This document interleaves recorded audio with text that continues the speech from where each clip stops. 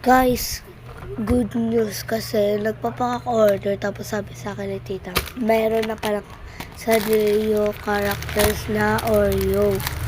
So, ako naman, the bigla girl. Sinabi ko, ano yun tata, ano yun? Ay, hala, meron pa, ayun o. Hala, ayun na siya. Halata. So, let's open it. Itong, yan, kasama natin sa freeze. Nashock ako guys kasi kala ko walang Sanrio Oreo pala meron. So, open na natin. Ayan siya guys. Hala ka. Ayan ay. May sticker din siya guys. Ano. Tapos, merong card. No card din.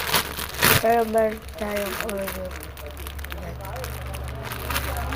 So, pwede pa ito ibenta kasi Oreo lang naman. At ito, kasama lang yung isa. So, ito yung nakuha natin guys. Yung card. Sticker card. Yan. Yan. So, good luck lang sa inyo kung ano mang makuha na. Pagbalik natin ito sa store. Yan. Sa store.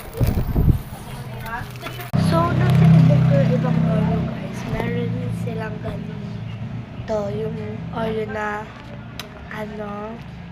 Sanrio lang talaga. Ay, hindi.